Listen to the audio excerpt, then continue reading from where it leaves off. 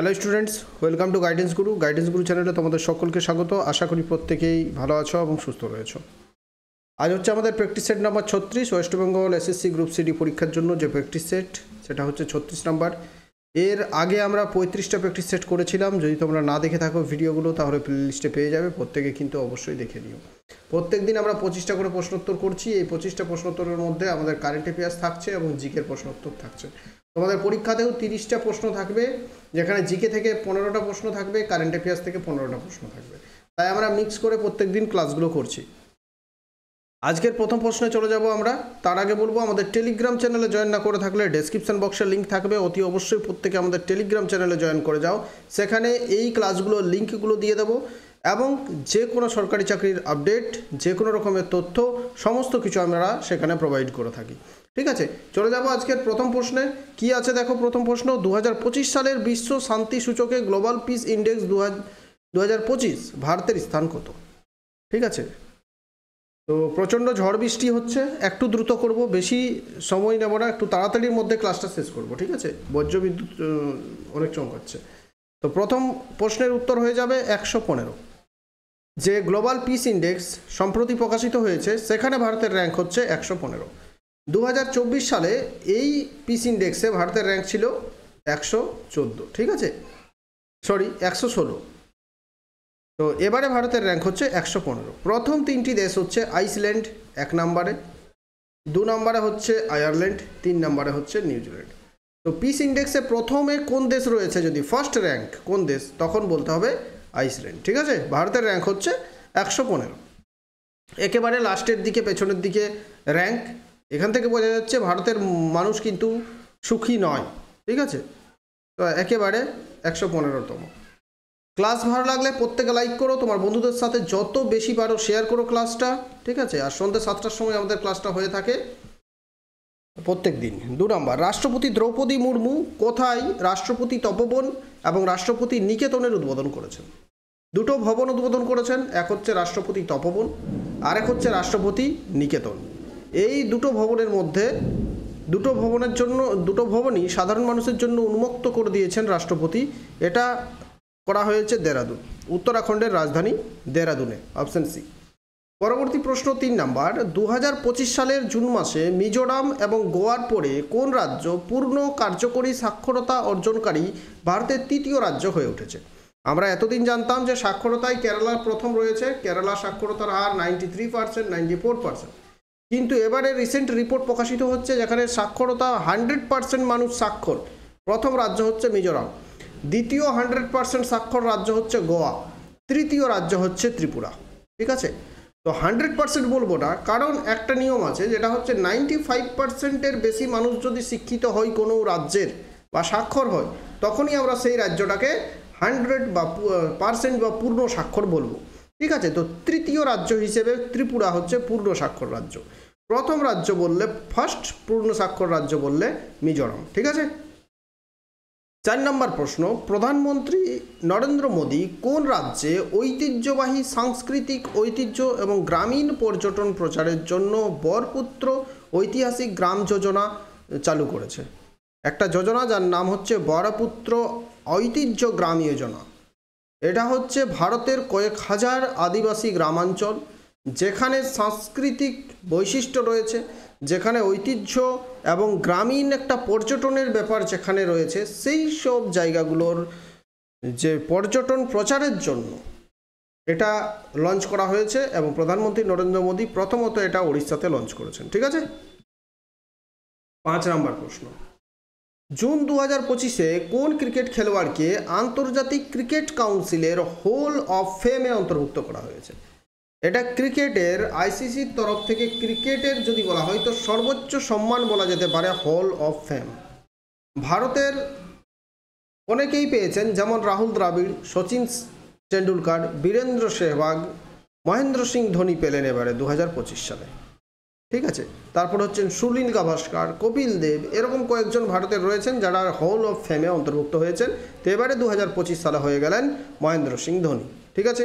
6 নম্বর প্রশ্ন, সম্প্রতি প্রকাশিত ওমেন লাইফ ফ্রিডম বইটি কে লিখেছেন?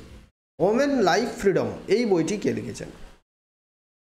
ইরানের যে মুসলিম মহিলাদের নিয়ে এই বইটি লেখা হয়েছে। ইরানীয় মুসলিম মহিলাদের যে স্বাধীনতা, সেই স্বাধীনতা সম্পর্কে বইটা লেখা হয়েছে। বইটি লিখেছেন চৌরা মাকারেমি। ঠিক আছে, তো ইম্পর্ট্যান্ট বই হতে চলেছে আগামী দিনের পরীক্ষার জন্য। চৌরা মাকারেমি ইজ দ্য কারেক্ট আনসার। 7 নম্বর প্রশ্ন, সম্প্রতি ভারত অংশগ্রহণ করলো বহু দেশীয় সৈন্য অভ্যাস খান কোয়েস্ট মিলিটারি সৈন্য অভ্যাস 2025-এ। এটি কোথায় আয়োজিত হলো? সৈন্য অভ্যাসটার নাম হচ্ছে খান কোয়েস্ট মিলিটারি সৈন্য অভ্যাস 2025। এটা 21শে জুন থেকে 28শে জুন আয়োজিত হয়েছে, যেখানে প্রায় মোট 24টি দেশ অংশগ্রহণ করেছে, যার মধ্যে আমাদের দেশ ইন্ডিয়া, ইউএসএ, ইউএস এইসব দেশগুলো ছিল। এটা আয়োজিত হয়েছে মঙ্গোলিয়াতে। ঠিক আছে, মঙ্গোলিয়া। অনেক সময় মঙ্গোলিয়ার রাজধানী পরীক্ষায় আসে। মঙ্গোলিয়ার রাজধানী হচ্ছে উলান বাটোর। অনেক সময় ভিয়েতনামের রাজধানী পরীক্ষায় আসে। ভিয়েতনামের রাজধানী হচ্ছে হ্যানয়। চীনের রাজধানী তো হচ্ছে বেজিং, আমরা প্রত্যেকেই জানি। কম্বোডিয়ার রাজধানী হচ্ছে নম পেন। ঠিক আছে, নম পেন। নেক্সট চলে যাব আমরা 8 নম্বর প্রশ্ন। 41 বছর অপেক্ষার পর কে হবেন দ্বিতীয় ভারতীয় যিনি মহাকাশে পাড়ি দিলেন? তো তিনি মহাকাশে পাড়ি দিয়েছেন এবং অলরেডি তিনি মহাকাশ থেকে পৃথিবীতে সুস্থভাবে ফিরে এসেছেন। তিনি হচ্ছেন শুভাংশু শুক্লা, অপশন সি। 41 বছর পর কেন বলা হচ্ছে? কারণ 1984 সালে প্রথম ভারতীয় হিসেবে মহাকাশে পাড়ি দিয়েছিলেন রাকেশ শর্মা। তো সে সময় তিনি মহাকাশে পাড়ি দিয়েছিলেন ভারত থেকে, কিন্তু তিনি কোনো মহাকাশ স্টেশনে সে সময় যাননি। আর এবারে শুভাংশু শুক্লা একটা বিদেশি এজেন্সির থেকে তিনি ইন্টারন্যাশনাল যে আন্তর্জাতিক মহাকাশ স্টেশন সেখানে তিনি গিয়েছিলেন। ঠিক আছে, তো প্রথম ভারতীয় হিসেবে আন্তর্জাতিক মহাকাশ স্টেশনে গেলেন শুভাংশু শুক্লা। 9 নম্বর, ভারতের কোন শহরে প্রথম হাইড্রোজেন ফুয়েল সেল বাস চালু করা হয়েছে? হাইড্রোজেন ফুয়েল সেল বাস চালু করার প্রথম উদ্দেশ্যটাই হচ্ছে নেট কার্বন জিরো করার জন্য। ভারতে 350 টন কার্বন কম করার লক্ষ্য নিয়ে হাইড্রোজেন ফুয়েল বাস চালু করা হয়েছে। আর এটা প্রথম চালু করা হলো লাদাখের লে শহরে, যেটা এত উচ্চতায় এত কম তাপমাত্রায় কিন্তু সেখানে চালু করা হয়েছে। 10 নম্বর প্রশ্ন, নিচের কোনটি পৃথিবীর তৃতীয় সর্বোচ্চ পর্বতশৃঙ্গ? পৃথিবীর উচ্চতম পর্বতশৃঙ্গ হচ্ছে এভারেস্ট 1 নাম্বার। 2 নাম্বার হচ্ছে কেটু বা গডউইন অস্টিন। 3 নাম্বার হচ্ছে কাঞ্চনজঙ্ঘা। ঠিক আছে, তো এই কাঞ্চনজঙ্ঘা হচ্ছে পৃথিবীর তৃতীয় উচ্চতম শৃঙ্গ এবং কেটু হচ্ছে ভারতের উচ্চতম শৃঙ্গ। এখন এই কাঞ্চনজঙ্ঘা অবস্থিত ভারত এবং নেপালের বর্ডারে, ভারতের সিকিম রাজ্যে অবস্থান করছে কাঞ্চনজঙ্ঘা। 8535 মিটার উচ্চতা। ঠিক আছে, 11। নিচের কোনটি পৃথিবী পৃষ্ঠের নিকটতম স্তর যেখানে সমস্ত আবহাওয়া ঘটে? অর্থাৎ বলা হচ্ছে কি, পৃথিবীর বায়ুমণ্ডলীয় যে স্তরগুলো, সেই স্তরগুলোর মধ্যে পৃথিবীর সবচেয়ে কাছের স্তর যেখানে বায়ুমণ্ডলীয় সমস্ত রকমের ঘটনা, মেঘ, বৃষ্টি, বজ্র, বিদ্যুৎ সব কিছু ঘটে থাকে। তো পৃথিবী পৃষ্ঠ থেকে 10 কিলোমিটার উচ্চতার মধ্যে রয়েছে ট্রপোস্ফিয়ার। এটা সর্বপ্রথম এই স্তর, তারপরেই আসবে স্ট্র্যাটোস্ফিয়ার, তারপরেই আসবে মেসোস্ফিয়ার, তারপর আসবে আয়নোস্ফিয়ার। এই 4টে স্তর। তাহলে ট্রপোস্ফিয়ার হচ্ছে সবচেয়ে কাছের স্তর, option 2 is the correct answer. 12 নম্বর প্রশ্ন, ব্রিটিশ ভাইসরয় লর্ড কার্জন কত সালে বঙ্গভঙ্গ করেছিল? বাংলাকে ভাগ করে দিয়েছিল পূর্ববঙ্গ এবং পশ্চিমবঙ্গ হিসেবে। তো এই ভাগটা করেছিল 1905 সালে, কিন্তু সে সময় প্রচুর আন্দোলন শুরু হয়, স্বদেশী আন্দোলন, বিভিন্ন রকমের আন্দোলন। সেই আন্দোলনের হয়ে একদম 1911 সালে আবার বঙ্গভঙ্গকে রদ করা হয়। ঠিক আছে, তাহলে 1905-এ বাংলা ভাগ। 13, দিল্লি সুলতানের রাজত্বকালে জিজিয়া কর ব্রাহ্মণদের কাছে কে ধার্য করেছিলেন? জিজিয়া কর মানে অমুসলিমদের উপর। জিজিয়া করটা চালু করা হয়েছিল অমুসলিমদের উপর, মানে মুসলিম সম্প্রদায় বাদ দিয়ে সবার উপর, তার মধ্যে ব্রাহ্মণরাও ছিল। ঠিক আছে, তো এটা চালু করেছিল ফিরোজ শাহ তুগলক বংশের দ্বিতীয় শাসক। 1351 থেকে 1388 সাল পর্যন্ত এই ফিরোজ শাহ তুগলক শাসন করেছিল দিল্লি সুলতানিতে। ঠিক আছে, তাহলে option D is the correct answer. 14 নম্বর প্রশ্ন, কোন রাজবংশের শাসনকালে নালন্দা এবং বিক্রমশিলা বিশ্ববিদ্যালয় প্রতিষ্ঠা হয়েছিল? এখানে প্রশ্নটা দিয়েছে নালন্দা এবং বিক্রমশিলা দুটো বিশ্ববিদ্যালয়ের নাম দেওয়া আছে। অপশানগুলোর মধ্যে পাল, সেন, প্রতিহার, রাষ্ট্রকূট। কিন্তু নালন্দা আমরা দেখছি নালন্দা বিশ্ববিদ্যালয় প্রতিষ্ঠা হয়েছিল গুপ্ত যুগে, গুপ্ত রাজবংশের সময় ৫ম শতাব্দীতে, আর বিক্রমশিলা মহাবিহার হচ্ছে ৮ম শতাব্দীতে। এটা করেছিল পাল, গোপালের পুত্র ধর্মপাল। ঠিক আছে, তাহলে যেহেতু এটা গুপ্ত হচ্ছে আর এটা পালরা করেছে, তো সেহেতু আমরা বলতে পারি অপশানগুলোর মধ্যে পাল যে অপশানটা আছে সেই অপশানটাই আমরা কারেক্ট করছি। ঠিক আছে, তাহলে অপশান এ পাল কারেক্ট আনসার। 15 নম্বর, মানবদেহের সবচেয়ে ছোট হাড় কোনটি? মানবদেহের সবচেয়ে ছোট হাড় হচ্ছে আমাদের কানের মধ্যে, মধ্যকর্ণের মধ্যে রয়েছে স্টেপিস। এটা হচ্ছে মানবদেহের সবচেয়ে ছোট্ট হাড়, একটা হাতুড়ির মতো থাকে, যেটা যখনই শব্দ তরঙ্গ কানের মধ্যে যায় সেটা পর্দাতে খটখট খটখট করে, সেটাই হচ্ছে স্টেপিস, সবচেয়ে ছোট্ট হাড়। আর এখানে আমি একটা হোমওয়ার্ক দিয়ে দেব যে মানুষের দেহের সবচেয়ে বৃহত্তম হাড়ের নাম কি, এটা তোমরা কমেন্ট করে জানাবে কমেন্ট বক্সে। ঠিক আছে, 16 নম্বর প্রশ্ন, নিচের কোনটি অস্থি মজ্জা দ্বারা তৈরি এক ধরনের রক্তকণিকা নয়? তা আমরা 9-10 ক্লাস 9-10 থেকে পড়ে আসছি রক্তকণিকা কোনগুলো, যেমন হচ্ছে লোহিত রক্তকণিকা বা আরবিসি, শ্বেত রক্তকণিকা বা ডাব্লিউবিসি এবং অনুচক্রিকা বা প্লেটলেটস। এগুলো রক্তকণিকা অস্থিমজ্জায় তৈরি হয়, কিন্তু অস্টিওক্লাস্ট এটা কিন্তু কোনো রকমের রক্তকণিকা নয়। তাহলে option 1 is the correct answer. 17, বিকল্পগুলিতে উল্লিখিত ইউনিটগুলির মধ্যে কোনটি অন্যদের তুলনায় সবচেয়ে বড় ইউনিট? অন্যদের তুলনায় সবচেয়ে বড়, তো আমরা যদি মেমোরি, আমরা ফোনে যে বা ফোনে কম্পিউটারের যে মেমোরি থাকে সেই মেমোরির যদি আমরা ধরে নিই বাইট একক, বাইট একক যদি ধরে নিই, তো আমরা প্রথমে জানি কেবি, তারপরে 1024 কেবিতে আসছে জিবি বা গিগাবাইট, এটা কিলোবাইট, এটা গিগাবাইট, তারপর 1024 গিগাবাইটে আমাদের আসছে 1 টিবি বা টেরাবাইট, তারপর মাঝে জিবি এবং টিবির মাঝে থাকছে হেক্টাবাইট, ডেকাবাইট এগুলো। তো সবচেয়ে বড় একক হচ্ছে টেরাবাইট। ঠিক আছে, টেরাটাই হচ্ছে সবচেয়ে বড় এই অপশানগুলোর মধ্যে। 18, চেরাও নৃত্য কোন রাজ্যের একটি ঐতিহ্যবাহী নৃত্য? এই প্রশ্নটা আমাদের যে 36টা প্র্যাকটিস সেট করলাম তার মধ্যে কম করে আমি 6 থেকে 7 বার করিয়েছি। এটার উত্তর বলার আগে তোমাদের আমি একটা জিনিস বলবো, যে এই সমস্ত ক্লাসের পিডিএফ যদি সংগ্রহ করতে চাও, সঙ্গে কারেন্ট অ্যাফেয়ার্সের স্টাডি মেটেরিয়াল পিডিএফ যদি চাও, মান্থলি কারেন্ট অ্যাফেয়ার্স এবং জিকের যদি তোমরা যদি সমস্ত সাবজেক্টের সাবজেক্ট ওয়াইজ পিডিএফ যদি সংগ্রহ করতে চাও এই পরীক্ষার জন্য স্টাডি মেটেরিয়াল, যার বাইরে কিন্তু তোমাদের প্রশ্ন থাকবে না, এটা যদি সংগ্রহ করতে চাও তাহলে আমাদের নম্বর তোমরা স্ক্রিনে দেখতে পাচ্ছ 7001501393, 7013501393। এই নাম্বারে তোমরা হোয়াটসঅ্যাপে মেসেজ করো। 349-এ কিন্তু এখন অফার চলছে, 349-এ তোমরা পুরো স্টাডি মেটেরিয়ালটা পেয়ে যাবে, আমাদের পেড ব্যাচের মধ্যে জয়েন করতে হবে শুধু। ঠিক আছে, তো মেসেজ করো, সমস্ত ডিটেলস পাঠিয়ে দেবো। তো এই চেরাও নৃত্যটা হচ্ছে Mizoram, option 2 is the correct answer. 19 নম্বর প্রশ্ন আমরা দেখব, ভারতের সংবিধানের কোন অংশে নাগরিকদের কর্তব্যের কথা বলা হয়েছে? নাগরিকদের কর্তব্য বলতে মৌলিক কর্তব্য।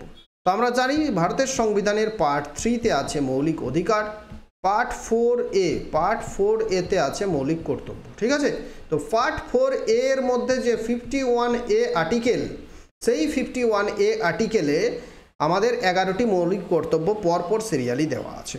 তো 4A। ঠিক আছে, 20 নম্বর প্রশ্ন, স্বপ্নীল কুশালে কোন খেলার জন্য 2024 সালে অর্জুন পুরস্কার জিতেছে? এরকম প্রশ্ন থাকতেই পারে, না থাকার কিছু নেই। কোন প্লেয়ার কোন খেলার সঙ্গে যুক্ত এগুলো আমাদের বিশেষ করে জেনে রাখতে হবে। যেমন শুটিংয়ের সঙ্গে যুক্ত কয়েকজন বিখ্যাত ব্যক্তির নাম হচ্ছে, প্রথমে আসবে অভিনব বিন্দ্রা, 2008 সালে ভারতের প্রথম অলিম্পিকে গোল্ড মেডেল এনেছিলেন।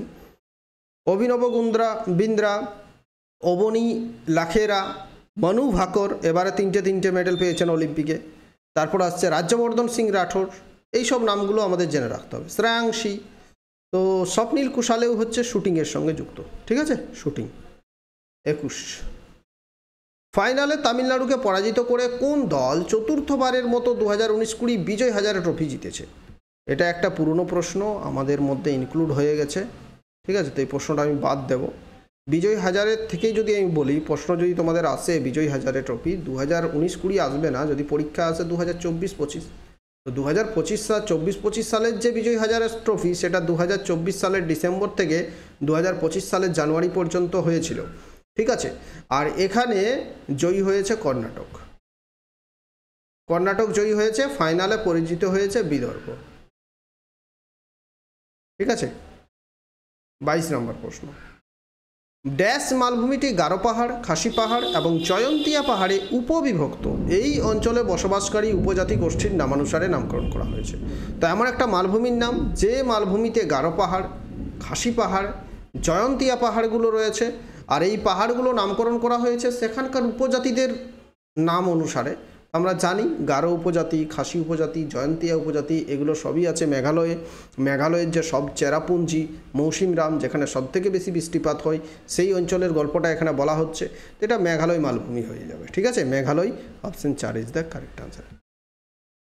23 নম্বর প্রশ্ন, ইকথিওলজি কী নিয়ে কাজ করে?